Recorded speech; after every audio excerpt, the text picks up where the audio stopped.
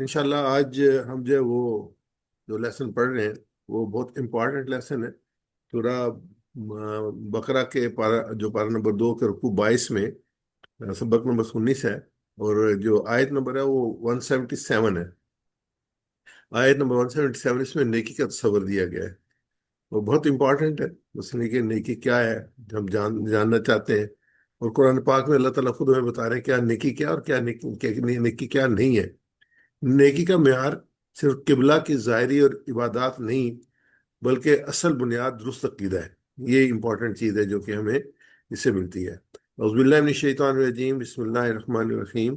لیس البر ان تولوا وجوہکم قبل المشرق والمغرب ولکن البر من آمن باللہ والیوم الآخر والملائکۃ والکتاب والنبیین وآتى المال على حبه ذوي القربى واليتامى والمساکین وابن السبیل والسائلین فی الرقاب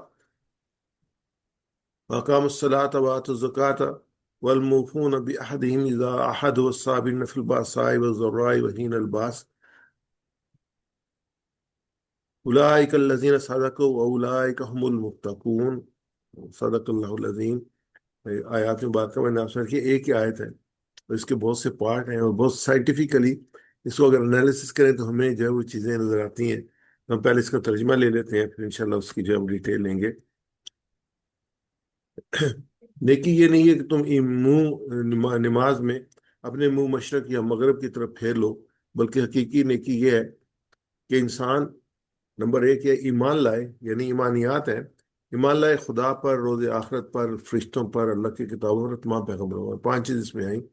اور اس کے بعد دوسرا جو نیکی میں آیا وہ انفاق ہے، کہ اپنا محبوب مال خرچ کرے رشتہ داروں پر، یتیموں پر، مسکینوں پر، مسافروں پر اور مانگنے والوں پر، اور اپنے مال سے غلاموں، کنیزوں اور مقروضوں کی گردنیں آزاد کرائیں۔ یہ پھر ہمارے پاس 6 پوائنٹس آئے، اور اس کے بعد یہ حقوق اللہ، حقوق العباد کے بعد جو ہے وہ جو آ رہا ہے نماز قائم کرے، یہ حقوق اللہ ہے کہ اللہ کے ساتھ جو تعلق ہے وہ نماز قائم کرے، اور پھر زکوٰۃ ادا کرے، یہ حقوق العباد ہے، یہ بندوں پہ جو اللہ نے حقوق مرکے وہ دے کریں۔ تو پھر اس کے بعد میں اللہ کہ دراصل نیک لوگ وہ ہوتے ہیں جو اپنے کیے عہد کو پورا کرتے ہیں، اور تنگ دستی، بیماری، تکلیف یا جنگ کے وقت ثابت قدم رہتے ہیں۔ تو یہ جو وہ اس میں اس کا 5واں پارٹ آیا، اور پھر بتایا گیا یہی وہ لوگ ہیں جو سچے ہیں، یہی متقی اور بہت پرہیزگار ہیں۔ صدق اللہ العظیم۔ یہ بڑی امپورٹنٹ آیت ہے، اور بڑی جو وہ آپ اس کو اگر آپ دیکھیں سلائیڈ کے اندر بہت سائنٹیفکلی جو ہے نا وہ بتایا گیا ہے کہ کس طریقے سے نیکی کیا ہے اور نیک لوگ کون ہوتے ہیں۔ رب اشرح لی صدری ویسر لی امری واحلل عقدۃ من لسانی یفقہوا قولی۔ پروردگار میرے سینہ کھول دے، میرے کام کو میرے آسان کر دے، میری زبان کی رکو سلجھا دے، تاکہ لوگ میری بات سمجھ سکیں۔ سبحانک لا علم لنا الا ما علمتنا انک انت العلیم الحکیم۔ نفس سے پاک تو آپ ہی کی ذات ہے، بس ہم اتنا ہی علم رکھتے ہیں جتنا آپ نے ہم کو دیا ہے، اور حقیقت میں سب کچھ جاننے والا، سمجھنے والا آپ کے سوا کوئی نہیں ہے۔ تو اس میں جو ہے وہ نیکی کا جو اصل مفہوم ہے، نیکی اور نیکی کا اصل مفہوم وہ ہمارے سامنے آیا ہے۔ اگر ہم اس کو انالیسس کریں، جو موجودہ حالات ہیں، جو ہمارے آس پاس کے حالات ہیں، ان میں نظر دورائے، تو ہمیں ملتا ہے کہ تو نیکی کا مفہوم اکثر ظاہری عبادات اور مخصوص ظاہری افعال تک محدود کر دیا گیا ہے۔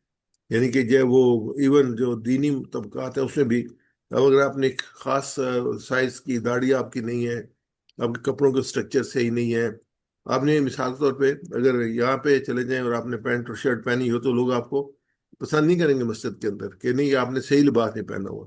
تو یہ ظاہری ہے، جو ظاہر پہ یعنی کہ انسان کا جو اصل ہے اس کو جو چھوڑ دیا ہے، تو یہ مخصوص ظاہری افعال تک محدود ہے۔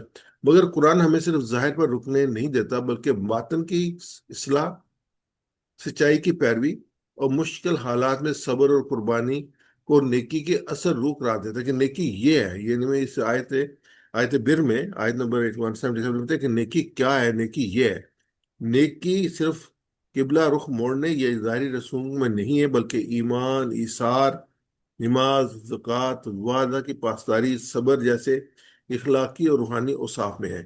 یہ آیت ہمیں اپنے اعمال کی گہرائی میں جھانکنے اور زندگی کے ہر گوشے میں نیکی کو بسانے کی دعوت دیتے ہیں۔ یہ بڑی امپورٹنٹ چیز ہے کہ یہ اس آیت کو جب ہم پڑھتے ہیں تو پھر ہمیں اصل پتہ چلتا ہے کہ نیکی کیا ہے اور نیک لوگ کون ہیں، اور اللہ تعالیٰ کو کیا جو ہے وہ چیز مطلوب ہے، وہ اللہ تعالیٰ کس چیز کو پسند کرتا ہے، تو یہ ہمیں اس آیت سے جو ہے وہ معلوم ہوتا ہے۔ آگے ہماری نجات صرف اسی وقت ممکن ہے جب ہمارے نام اعمال میں نیکیاں گناہوں کے مقابلے زیادہ ہوں گی، تو اس لیے بہت امپورٹنٹ ہے کہ انسان جانے کہ نیکی کیا ہے۔ ایک آدمی کام کرتا رہتا ہے تو پتہ چلتا ہے کہ یہ تو نیکی نہیں ہے، لیکن یہاں میں بتا کہ نیکی کیا ہے۔ قیامت کے دن کا منظر اگر ہم دیکھتے ہیں سورہ القاریہ میں آیت نمبر 6 سے 9 تک، فرمایا فَأَمَّا مَنْ ثَقُلَتْ مَوَازِينُهُ، تو پھر جس کا نیکیوں کا پلڑا بھاری ہوگا، وَهُوَ فِي عِيشَةٍ رَاضِيَةٍ، تو وہ خوشحالی اور آرامدہ زندگی میں ہوگا۔ وَأَمَّا مَنْ خَفَّتْ مَوَازِينُهُ، اور جس کے نیکیوں کا پلڑا ہلکا ہوگا، فَأُمُّهُ هَاوِيَةٌ، تو اس کا ٹھکانہ ہاویہ جہنم کی گہری کھائی ہوگا۔ تو یہ جو ہمیں بتایا جا رہا ہے کہ قیامت کے دن کن چیزوں کا وزن ہوگا، کن چیزوں کا وزن نہیں ہوگا، اور یہ جو نیکی ہیں ان کا وزن ہوگا جو کہ ہمیں بتائی جا رہی ہیں۔ نیکی سے مراد ہر وہ عمل ہے، یہ اس کی ڈیفینیشن جو ہے وہ، جو خدا کی بیان کردہ حلال و حرام کی حدود و قیود میں رہتے ہوئے خلوص نیت اور خوش اسلوبی کے ساتھ کیا جائے، اور جس کا مقصد کسی مخلوق کو جائز طور پر فائدہ پہنچانا ہو۔ اس میں اگر ہم ایڈ کر لیں کہ وہ کیا بھی اللہ کے لیے جائے، یعنی کہ انسان اپنے ذہن میں یہ رکھے کہ میں کس پہ احسان نہیں کر رہا، میں اپنے صرف اللہ کی رضا کے لیے کر رہا ہوں۔ تو اللہ کے رسول صلی اللہ علیہ وسلم کی تو مشہور حدیث ہے جو آپ نے اپنے جو خطبۃ الوداع کے مختلف خطبے تھے ان میں آپ نے ارشاد فرمائی تھی کہ میں تمہارے درمیان دو چیزیں چھوڑ کے جا رہا ہوں، اگر تم اس کو مضبوطی سے پکڑے رکھو گے تو گمراہ نہیں ہوگے، ایک اللہ کی کتاب اور ایک میری سنت۔ تو یہ جو جتنے بھی نیک اعمال ہیں they are related to that one, کہ یہ اللہ کے حکم کے مطابق ہیں یا اللہ کے رسول کی سنت کے مطابق ہیں۔ اگر اس سے ہٹ کے ہیں تو پھر اس کے بارے میں اگر دینی نقطہ نظر سے کوئی چیز کوئی ایڈ کی جاتی ہے دین کے اندر، اس کو اجر و ثواب یا ریگولر کیا جاتا ہے، تو وہ چیز مطلوب نہیں ہے، کیونکہ دین یا الیوم اکملت لکم دینکم واتممت علیکم نعمتی ورضیت لکم الاسلام دینا، تو اللہ تعالیٰ نے قرآن میں کہا کہ یہ مکمل ہو گیا دین، اس میں کوئی کمی خامی نہیں رہی۔ یہ نہیں ہے کہ اللہ تعالیٰ جس جو خالق ہے مالک ہے، جو اس کو معلوم نہیں تھا کہ کس زمانے میں اس چیز کی، تو نہیں، وہ ساری چیزیں آ گئیں جو کہ قرآن پاک میں بیان کی گئی ہیں۔ تو پھر یہ اس میں سورہ ملک کی آیت مبارکہ ہمیں بہت گائیڈ کرتی ہے کہ الذی خلق الموت والحیات لیبلوکم ایکم احسن عملا، وہ العزیز الغفور، کہ اللہ جو ہے وہ جس نے موت اور زندگی کو پیدا کیا، کس لیے پیدا کیا؟ لیبلوکم، کہ تاکہ تمہیں آزمائے، تمہیں دیکھے ان ایکم احسن عملا، تمہیں سے بہترین عمل کرنے والا کون ہے۔ اچھا، اس میں ہمیں ایک چیز یہ بھی ملتی ہے، نہ صرف عمل مطلوب نہیں ہے بلکہ بہترین عمل مطلوب ہے، یعنی کہ بہترین عمل کرنے والا کون ہے، تو وہ جو ہے اس میں جو ہے نا وہ اس میں ریکوائرڈ ہے کہ وہ ایکم احسن عملا میں آئے گا، تو هو العزیز الحکیم غفور۔ انشاءاللہ ڈیٹیل میں ہم اس کے بارے میں جو ہے وہ سیکنڈ پارٹ جو ہمارا حدیث کا ہوگا اس میں بھی انشاءاللہ دیکھیں گے۔ تو جو سٹارٹنگ ہے تو اس کے اگر آپ دیکھیں تو یہ کہا گیا لیس البر، نیکی یہ نہیں ہے، یعنی کہ نیگیٹو سے سٹارٹ کیے گا کہ نیکی یہ نہیں ہے جو لوگوں نے نیکی سمجھی تھی، یہودیوں کو خاص طور پہ۔ اس میں جو سورہ بقرہ ہے اس میں اگر ہم دیکھیں تو اس کے امیڈیٹلی جو وہ ہیں مخاطب جو ہیں وہ یہودی ہیں، ان کو جو ہے ان کے جو عقائد تھے ان کو، لیکن یہ کہ سبسیکوینٹلی جو ہے پوری انسانیت ہے قیامت تک کے لیے، اور ان کے لیے ایک ٹیچنگ ہے، ایگزامپل کے طور پہ یہ دی گئی کہ یہودی ایسے کرتے تھے، کیا لیس البر ان تولوا وجوہکم قبل المشرق والمغرب، لیکن یہ نہیں ہے کہ تم نے اپنے چہرے مشرق کی طرف کر لیے یا مغرب کی طرف کر لیے۔ تو جب واقعی یہ کہ اللہ کی وفاداری صرف یہ کا صرف یہ تقاضا نہیں، یا صرف یہی علامت نہیں کہ تم مشرق کی طرف منہ کرتے ہو یا مغرب کی طرف، بلکہ اصل دیکھنے کی بات یہ ہے کہ تمہارے ایمان اور عمل کا کیا حال ہے۔ تو پھر اس کے بعد ایمانیات اور اعمال کی ایک تفصیل دی گئی ہے، کیونکہ اصل مقصود تو سیرت و کردار کی تعمیر ہے، اور سیرت و کردار کی عمارت وجود میں نہیں آ سکتی تاہو تک کہ اس میں ایک بنیاد مضبوط فراہم نہ کی جائے۔ وہ مضبوط بنیاد جو ہے دل و دماغ میں تصورات کے راسخ کرنے کے سے اٹھائی جاتی ہے، یہ ایمانیات کہتے ہیں، یہ بنیادی فنڈامنٹلز ہیں۔ جیسے ہمارے فنڈامنٹلز میں توحید ہے، رسالت ہے، آخرت ہے، یہ فنڈامنٹلز ہیں، اس کے اوپر جو ہے وہ ساری چیزیں جو ہیں وہ بلڈ اپ ہوتی ہیں، اور یہ عقیدے ہیں، اور اس میں جو کہ اللہ ایک ہے، محمد صلی اللہ علیہ وسلم اس کے رسول ہیں، مرنے کے بعد ہم نے جو ہے اللہ کے سامنے پیش ہونا تھی، یہ عقائد ہے، انہی پہ جو ہے نا آگے چیزیں چلتی ہیں، تو یہ مضبوط ہونے چاہیے دل۔ اسی تو اس سے مسلمانوں کو توجہ دلائی جا رہی ہے کہ دیکھنا تم یہود کی طرف روئی، مسائل میں اپنا وقت ضائع مت کرنا، اور ان کی فروئی باتوں میں الجھ کر اب اصل دین سے دستبردار نہ ہو جانا۔ اگر آپ پریکٹیکل دیکھیں ہو کیا رہا ہے، ہوا کیا ہے کہ ایک مدت تک یہ جو فرقے میں نظر آتے ہیں، اب پاکستان بھی یا ہندوستان میں ایگزسٹ نہیں کرتے تھے، اہل حدیث ہوا، بریلوی ہوئے، دیوبندی، یہ نہیں ایگزسٹ کرتے تھے۔ دیوبند تو ایک مدرسہ ہے، بریلی ایک مدرسہ ہے، اہل حدیث تو پہلے بھی ایگزسٹ کرتی تھی، لیکن انہوں نے اپنے نام رکھ لی میں چند ایک ریچول انہوں نے پکڑے۔ جیسے اب ہمارے اہل حدیث بھائی ہیں، ان کا مین فوکس یہ ہوتا ہے کہ آپ جو ہے نا وہ داڑھی آپ کی لمبی ہونی چاہیے، اور آپ کا جو سامنے اسٹرکچر میں جو تلوار ہے وہ اونچی ہونی چاہیے۔ اگر آپ یہ کر رہے ہیں تو ٹھیک ہے، ورنہ تو پھر آپ پہ کوشچن مارک ہے۔ اور اگر بریلوی بھائیوں کو لے لیں تو وہ کیا کہتے ہیں کہ نماز سے پہلے جو وہ اذان سے پہلے انہوں نے ایڈ کر دیا درود پاک کو، اور نماز ختم ہوتی ہے ساتھ وہ کلمہ پڑھنا شروع کرتے ہیں۔ تو یہ انہوں نے ایک ریچول بنا کے اپنے آپ کو علیحدہ ہٹا، یا پھر یہ ہے کہ اس کے بعد جو قبر پرستی ہے، یہ اس پہ انہوں نے اس کو روایت ہے۔ تو اس طریقے سے یہ جو نا فرقے بننے شروع ہو گئے، اور یہ فروئی ہے، یہ اصل نہیں ہے۔ اصل توحید ہے، رسالت ہے، اور آخرت ہے، یہ اصل ہے۔ اس میں جو ہے وہ ہم نے ہمیشہ کی طرح کچھ اس میں ایڈ کیا ہے کہ جو اس کے میننگز ہیں نا جملوں کے، ان کو دیکھا بر یا اس سچویشن میں بر کا کیا مطلب ہے۔ میننگ تو اس کے نیکی ہے، لیکن یہاں پہ اس کا مفہوم کیا ہے اس آیت مبارکہ میں؟ تو اس میں مفہوم جو آیت مبارکہ میں ہے کہ نیکی صرف ظاہری عبادات یا رخ کی تبدیلی کا نام نہیں، بلکہ ایک مکمل اخلاقی، اعتقادی، عملی طرز زندگی ہے جو ایمان، عمل اور کردار کو یکجا کرتا ہے۔ آپ اس کو انڈرسٹینڈ کریں کہ ہے کیا یہ، یعنی قرآن پاک اور اس آیت کے بیک گراؤنڈ میں تو نیکی یہ ہے۔ المشرق والمغرب، مشرق و مغرب دین کے اصل روح سمتوں یا ظاہری علامتوں میں نہیں ہے، بلکہ نیت، ایمان اور عمل کی حقیقت میں ہے۔ آمن باللہ، ایمان، اللہ پر ایمان لایا۔ سچی نیکی کی بنیاد اللہ پر پختہ ایمان ہے، جو انسان دل سے، سوچ اور عمل سب کو متاثر کرتا ہے۔ اس کے بعد والیوم الآخر، یعنی ایمان کے بعد دوسری چیز کیا آئی؟ آخرت پر ایمان۔ آخرت پر یقین انسان کو جواب دہ بناتا ہے، اور اپنے اعمال میں سنجیدگی، عدل اور تقوی پیدا کرتا ہے۔ کہ انسان اگر دنیا میں اگر دیکھیں، اگر کہیں اکاؤنٹیبلٹی نہ ہو تو لوگ جو ہے وہ بے فارغ ہوتے ہیں۔ اگر ایگزام نہ ہو تو سارے سارے جو ہے اسٹوڈنٹ سب کے سب پاس ہو جائیں، ان کو کوئی جو ہے اس کو آپ کسی کو نہیں کہہ سکتے تو فیل ہے۔ ایگزام ہوتے ہیں تو ان کو کہا جاتا ہے کہ نہیں، تم نے جو کام یہاں پہ کیا تھا اس کا رزلٹ یہ ہے۔ ایسے آخرت میں اللہ تعالیٰ نے پوری تعلیمات، رسول بھیجے، نبی بھیجے، کتابیں بھیجی ہدایت کے لیے اس کے بعد یہ کہ آپ کو جو ہے اللہ کے سامنے پیش ہونا ہے، اور پھر اللہ تعالیٰ اس کا انصاف کرے گا کہ آپ نے کیا کیا اور آپ کو کیا اس کا اجر ملنا چاہیے۔ آمن باللہ والیوم الآخر آگے، والملائکۃ والکتاب والنبیین، یہ پورا ایک پیکج آ گیا۔ فرشتے آئے، کتابیں آئے، نبی آئے، یہ ایک پورا پیکج ہے۔ نبی جو ہیں وہ رسول جو ہے، فرشتے جو ہیں وہ نبی پر جو اللہ کی سیفیں لانے والے ہیں۔ اس میں کیا ہے، ان تینوں پہ ایمان ضروری ہے۔ اگر فرشتوں پہ ایمان نہیں ہوگا تو نبی پہ ایمان نہیں آ سکتا، اگر فرشتوں پہ ایمان نہیں ہوگا تو اللہ کی بھیجی ہوئی کتاب پہ ایمان نہیں ہوگا۔ تو فرشتوں کا جو کنیکشن ہے، جو کنیکٹیوٹی ہے، وہ فرشتوں کے ذریعے ہے اللہ کی اپنے رسولوں کے ساتھ۔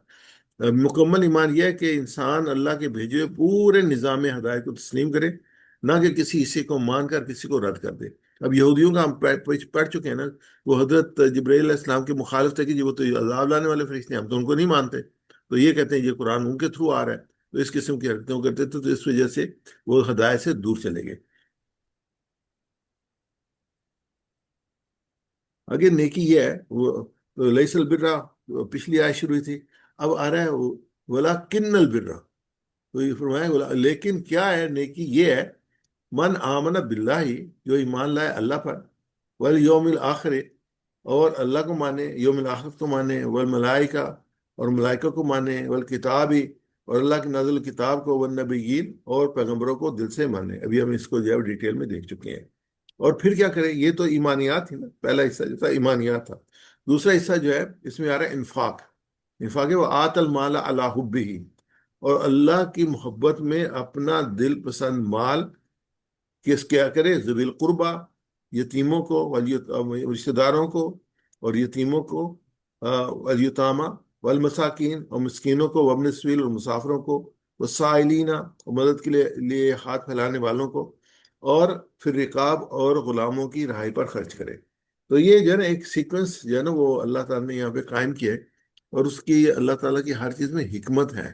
تو یہ ایک سیکوینس ہمیں دیا گیا کہ ہم نے جو اللہ نے ہمیں مال دیا اور ہمیں وہ مال پسند بھی ہے، تو ہم نے کیسے خرچ کرنا ہے۔ سب سے پہلے رشتہ دار آئیں گے، پھر یتیم آئیں گے، پھر مسکین آئیں گے، پھر مسافر آئیں گے، پھر ہاتھ پھیلانے والے آئیں گے، اور پھر غلاموں کی رہائی پر. تو یہی ترتیب. وہ یہ نہیں ہے کہ آپ کا جو ہے وہ جو آپ کا رشتہ دار جو ہے وہ ضرورت مند ہو اور آپ جو ہے مسکینوں اور یتیموں کے لیے جو ہے نا وہ سبیل کے لیے بڑا ہی کام کرتے رہے. نہیں، پہلا حق جو ہے وہ رشتہ دار کا بنتا ہے.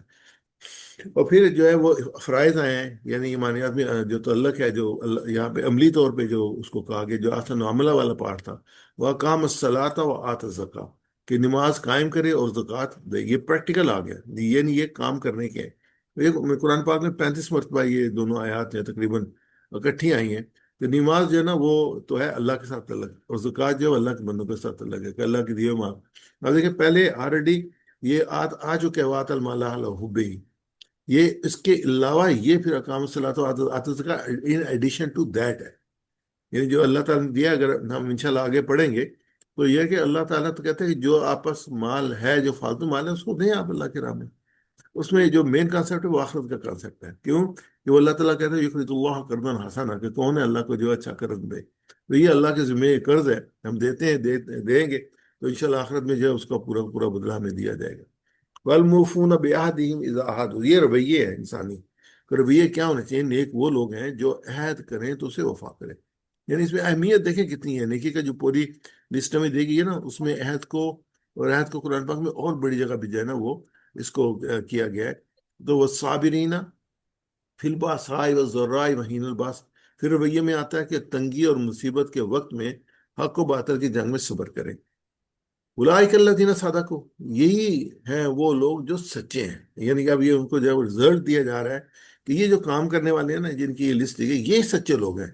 واولئک هم المتقون، اور یہ متقی ہیں. جب شروع میں کہا نا ہدی للمتقین، کہ یہ ہدایت ہے متقین کے لیے، یہ پوری ایک لسٹ ہمارے پاس آ کے اینڈ پہ کہا جائے واولئک هم المتقون، تو یہ لوگ متقی ہیں. یہ ایک پیمانہ ہے ہمارے سامنے. لیکن 13-14 چیزیں ہیں جن کو آپ دیکھ لیں کہ کیا کرنا ہے، کیا نہیں کرنا، اور کون متقی ہے. یہاں اللہ تعالیٰ نے اپنی کتاب میں جو ہے کہ یہ مطلوبہ انسان ہے. آتے ہیں آیت مبارکہ کی ڈیٹیل کی طرف جو ہے انشاءاللہ اس کو دیکھتے ہیں. لیسا نہیں البرا نیکی، لیسا نہیں برا نیکی. ان کے یہ ان جو ہے بہت دفعہ جو ہے وہ قرآن پاک میں یہ لفظ آتا ہے.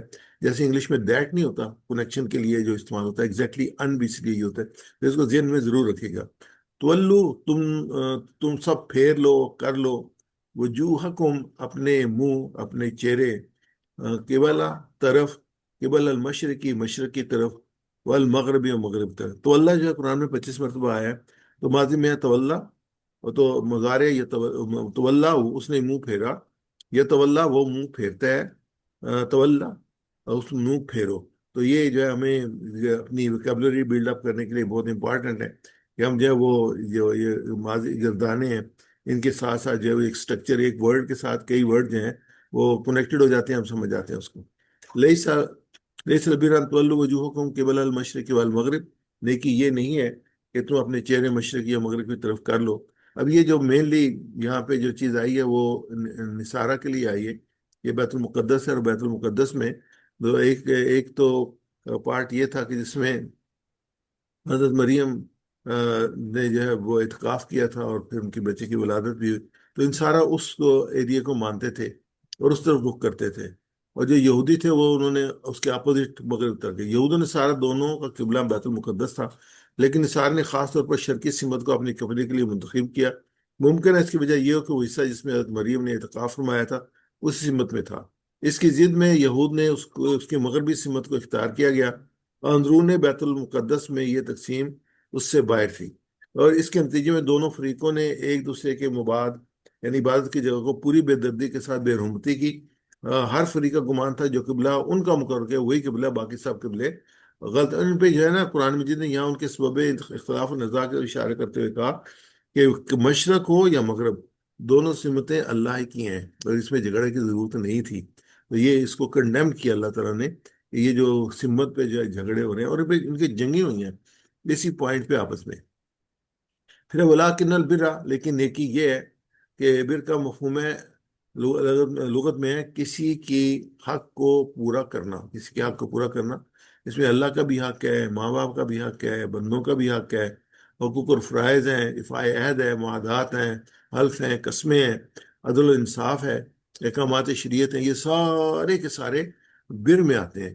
ولاکن البرا، ولا اور لا لیکن برا نیکی من من جو آمنا ایمان لائے. اچھا اس میں من جو ہے نا وہ جو کے لیے استعمال ہوتا ہے کہ جب جاندار چیز کے لیے ہو، اور من ان جو ہے وہ بے جان چیز کے لیے استعمال ہوتا ہے. یہ من بھی بہت مرتبہ جو قرآن پاک میں آتا ہے کہ یہ کنیکٹڈ ورڈ ہے جو کے لیے استعمال ہوتا ہے. ولیکن البر من آمنا، اور لیکن جو ایمان نیکی کیا ہے، فرسٹ ہے ایمانیات، جو ایمان لائے. یہ قرآن پاک میں جو ہے 40 آمنا جو ہے وہ 43 ٹائمز آیا ہے. تو اس کا ماضی ہے آمنا، وہ ایمان لایا. آمنا وہ ایمان لایا، یؤمنو وہ ایمان لاتا ہے. آمن ایمان لا. آمنا آمنو آمنتا آمنتو آمنتم آمنا یؤمنو یؤمنون تؤمنو اومنو تؤمنون نؤمنو. تو یہ پوری وہ جو ہے ہمیں وہ مل جاتی ہے، اس کی ساتھ اسٹرکچر جو ہے ضمائر کے ساتھ. آمنا جب واحد ہے، آمنو تم سب ایمان لا. لا تؤمنو لا تؤمنا لا تؤمنون. باللہ اللہ پر، با ساتھ یہ پرپوزیشن آ گئی. با جو ہے تو با پرپوزیشن کے بعد جو ہے جو بھی ورڈ آئے گا اس کے اینڈ کے نیچے زیر آئے گی. اس کو کہتے ہیں حرف جر. تو مجرور اس کو کہتے ہیں. یہ باللہ، یہ والیومی آخری. تو یہ جو ہمیں زیر نظر آ رہی ہے نا، یہ خا کے نیچے، میم کے نیچے، رے کے نیچے، اس کی بنیادی وجہ یہ بی ہے. بی تو یہ کیوں پراپوزیشن آ گئی تو آگے ساری جو لفظ جو تھے ان کے نیچے زیر چلی گئی. باللہ والیوم الآخر، باللہ اللہ پر، واو اور یوم الآخر آخرت کے دن پر. تو یہ ہمارے پاس آ گیا کہ ایمان لاؤ کس پر؟ اللہ پر اور آخرت کے دن پر. والملائکتی، اور پھر اس کے بعد تیسرا کیا ہے؟ وہ ملائکت فرشتوں پر. والکتابی، اور کتابوں پر. والنبیین، اور نبیوں پر. یعنی کہ یہ پورے ایک لسٹ ہمارے پاس 5 کے آگے یہ ایمانیات کی، ان پر ایمان لاؤ. اس آیت کریمہ میں اللہ سے وفاداری اور حقیقی تعلق کے لیے ان ایمانیات کا ذکر کیا گیا ہے. اللہ پر ایمان یعنی اللہ ایک ہے، اس کی ذات اور صفات اور حقوق، ہر طرح کے شرک اور شائبہ شرک سے پاک ہونے پر ایمان، اور اس بات پر ایمان کہ اس کے اطاعت سب پر غالب، اور اس کا دیا ہوا ضابطہ سب سے بالا اور سب کے لیے لازم ہے. تو یہ جو ہم کہتے ہیں نا، یہ ایمان اس ڈیفینیشن کے ساتھ پھر ایمان مکمل ہوتا ہے. جہاں سے ڈیویٹ کرتے ہیں نا تو اللہ تعالیٰ کو اس ایمان کی ضرورت نہیں ہوتی. یعنی کہ اللہ کی ذات میں شرک کر دیا جائے، اللہ کے علاوہ کسی اور کو سجدہ کیا جائے، اللہ کے سر اور کو حاجت روا اور مشکل کشا سمجھا جائے، تو یہ شرک ہو گیا اللہ کے ساتھ صفات کے اندر. اور اللہ جیسے سننے والا کس سمجھا جائے کہ دور پتہ ہی نہیں ہے، تو ہماری جہاں ہم دعا کریں گے تو قبر میں بیٹھا ہوا ایک بزرگ جو ہماری دعاؤں کو قبول کر کے جو اللہ کو سفارش کرے گا، جو بھی طریقہ ہے. لیکن یہ نہیں ہے. اللہ ہے جو زندہ اور جاوید ہے اور قیامت تک ہے. وَنَحْنُ أَقْرَبُ مِنْ حَبْلِ الْوَرِيدِ، ہم تمہاری شاہ رگ سے زیادہ قریب ہیں. عجیب دعوت الداعی اذا دعانی، جب دعا کرنے والا دعا کرتا ہے تو ہم اس کی دعا کو سنتے ہیں. تو یہ اتنا کلیئر جو قرآن پاک میں ہمیں دیا گیا. پتہ نہیں کیوں پھر لوگ کہیں اور چلے جاتے ہیں. تو اس میں اگر کہیں پہ بھی ذرا بر شائبہ ہوگا تو پھر اللہ تعالیٰ کو وہ ایمان ضرورت نہیں. پھر سب سے بڑی بات ہے اطاعت کی جائے اس کی اطاعت سب پہ، جو اس کا حکم ہے اس کے آگے سر جھکانا ہوتا ہے، سبمٹ کرنا ہوتا ہے کہ ٹھیک ہے اللہ کا حکم ہے، ختم بات. مجھے سمجھ آتا ہے نہیں آتا اس کے لیے لاجک کی ضرورت نہیں ہے. تو بڑی اچھی کسی نے مثال دی تھی، فوج کے اندر نا کوئی ڈسکس کر رہا تھا کسی کے ساتھ، تو اس نے اس کو یہ کہا کہ تم فوجی ہو؟ کہتے ہاں. جب تمہیں آرڈر دیا جاتا ہے تو کیا تم اس کا لاجک پوچھتے ہو؟ کہ نہیں. کہتے بس یہی ہے، کیونکہ وہ مالک ہے، خدا ہے، جب وہ حکم دیتا ہے اس کا کوئی لاجک پوچھنے کی ضرورت نہیں، اس پہ عمل کی ضرورت ہوتی ہے. آخرت پر یقین، دوسری چیز آخرت ہے، یعنی اس بات پر یقین کہ مرنے کے بعد جی اٹھنا ہے، اپنے ہر قول فعل کی اللہ کے سامنے جوابدہی کرنی ہے، اور آخرت ہی کی کامیابی اصل کامیابی ہے. آدمی دنیا کے بجائے آخرت کو زندگی کا اصل مسئلہ سمجھنے لگے تو دنیا جو ہے وہ دارالعمل ہے اور مہلت عمل ہے، اور آخرت دارالجزا ہے اور تعابد قیام گاہ ہے. یہ رول قرآن میں مولانا اسلم صدیقی صاحب نے اس کی ڈیفینیشن کی ہے. تو یہ بڑی کمپیکٹ قسم کی ڈیفینیشن ہے. ایک تو یہ کہ مرنا ہے، ہمارے سامنے لوگ مر رہے ہیں، جا رہے ہیں، وہ یہ کوئی ایسی بات نہیں جس پہ آدمی کہ نہیں نہیں میں نے نہیں مرنا. اور پھر یہ دو امپورٹنٹ جو چیزیں وہ یہ کہ ہر فعل اور قول کی اللہ کے سامنے جوابدہی کرنی. نبی اکرم صلی اللہ علیہ وسلم کی ایک حدیث آپ سنیں کہ اگر آنکھ کے اشارے سے بھی کسی نے کسی کی تہذیب کی ہوگی نا، اس کو جواب دینا پڑے گا. یعنی آنکھ کے اشارے سے یہ ہے کہ آپ نے آنکھ سے اشارہ کر دیا، ہو سکتا ہے دیکھنے کا بھی پتہ نہ چلا ہو، جس کو کیا اس کو پتہ چلا، لیکن آپ نے اس کی تہذیب کی تو اس کا بھی جواب دہی کرنی ہوگی. یعنی اس حد تک، کیونکہ فرشتے اللہ تعالیٰ نے رکھے ہوئے ہیں جو پورا نام اعمال تیار کر رہے ہیں. تو پھر یہ کہ جو کامیابی سے کامیابی دنیا کامیابی نہیں ہے. دنیا میں بے شک آدمی ناکام ترین ہو، لیکن راہ راست پہ چلتے ہوئے وہ اللہ کے پاس جب پہنچے تو وہاں ڈکلیئر کیا جائے کہ وہ کامیاب ہے۔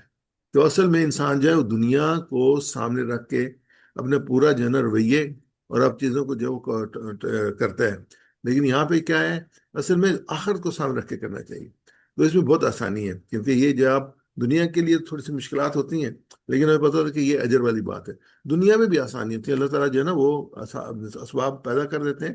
اگر آپ ادھر ڈیسائیڈ کر لیں کہ میں اپنی زندگی آخرت کے نقطے سے گزاروں گا تو چیزیں آسان ہو جاتی ہیں۔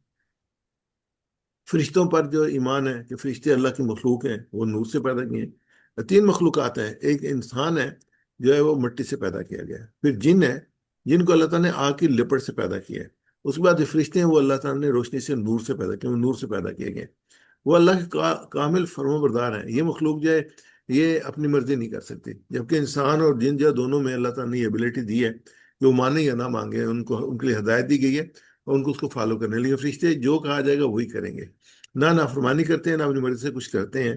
وہ اپنی ایک ہستی رکھتے ہیں، لیکن اللہ نے ان کو معصوم اور قدسی صفت بنایا ہے۔ وہ اللہ کی طرف ہدایت لانے والے امین اور مطمئن ہیں۔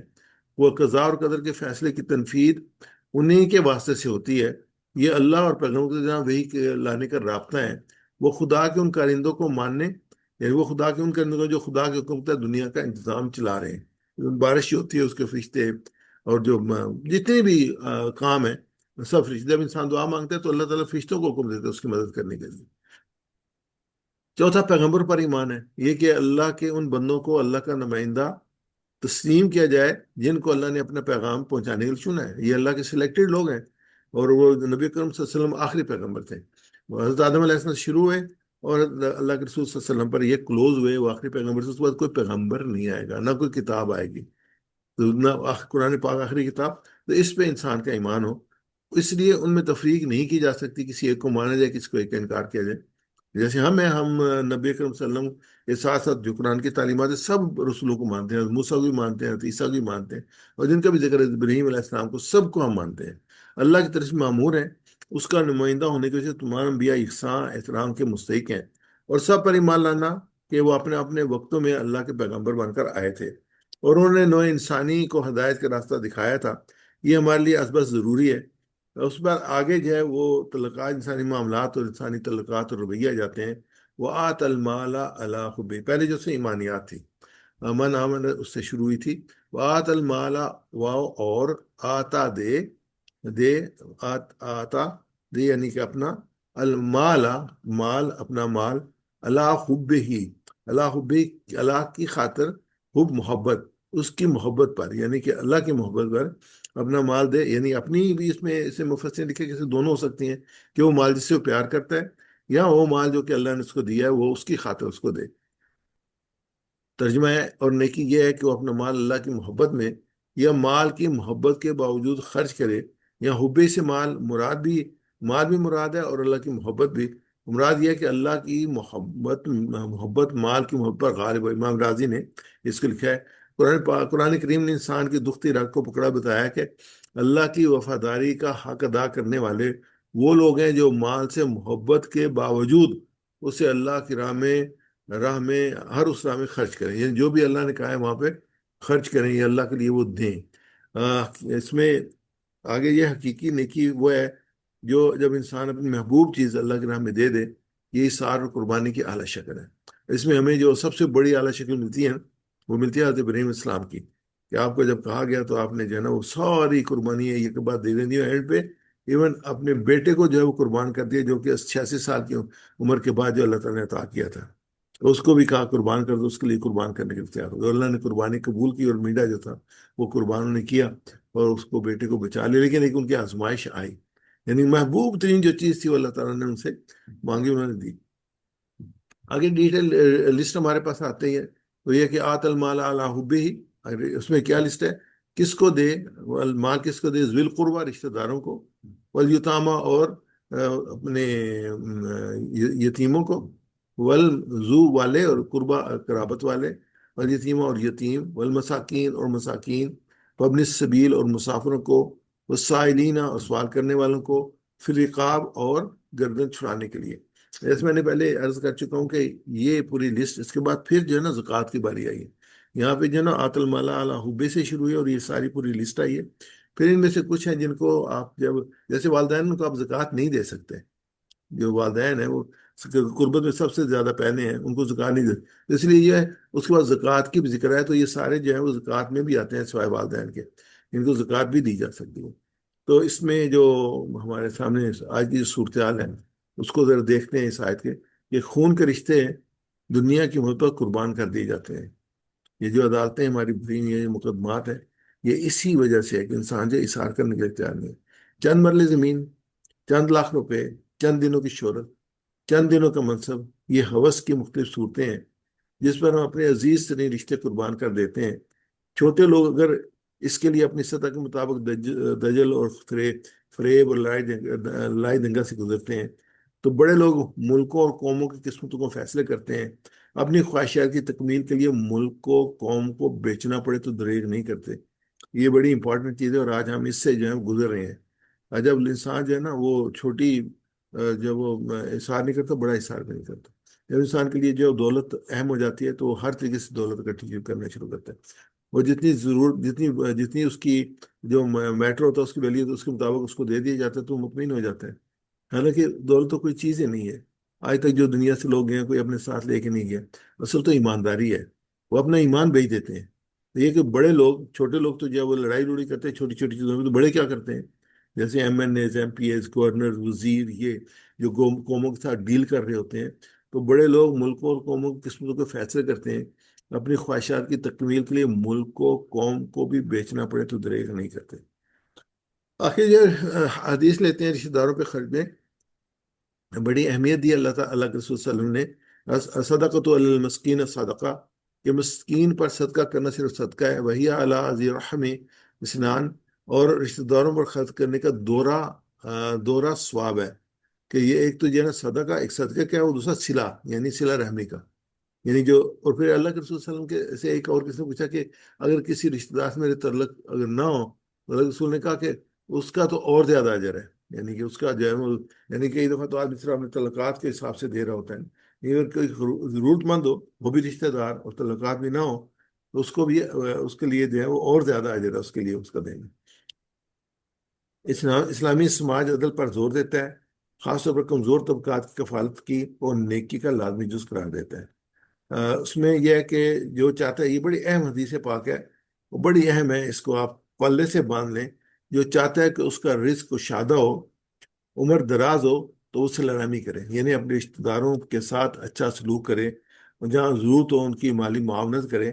تو یہ ہے کہ اگر وہ چاہتا ہے اس یعنی کہ رزق اگر تنگ ہے تو آپ صدقہ کرنا شروع کر دیں، تو اس میں جو آپ کے رزق میں اس کے اللہ کے حکم مطابق رسول اللہ صلی اللہ علیہ وسلم نے ہمیں جو حدیث بتائی ہے کہ جو چاہتا ہے اس کا رزق کشادہ ہو تو، اور عمر دراز ہو یعنی لمبی عمر ہو، تو اس سے صلہ نہیں کرے۔ رسول رشتہ داری عرش سے لٹکی ہوئی ہے، جو کہتی ہے جو مجھے جوڑے اللہ اسے جوڑے، اور جو مجھے کاٹے اللہ اس کو کاٹے۔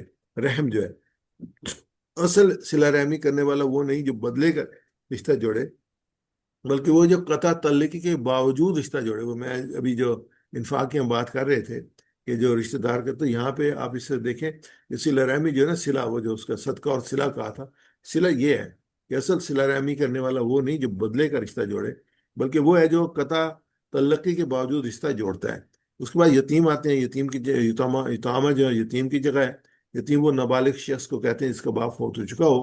مساکین، مسکین کی جمع ہے، مسکین اس شخص کو کہتے ہیں جس کے پاس قدر کفارت یعنی گزارے کرنے کے لیے چیز نہ ہو۔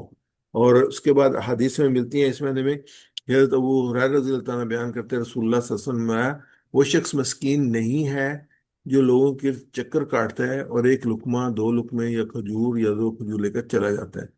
سامچہ یا رسول اللہ صلی اللہ علیہ وسلم، پھر مسکین کون ہے؟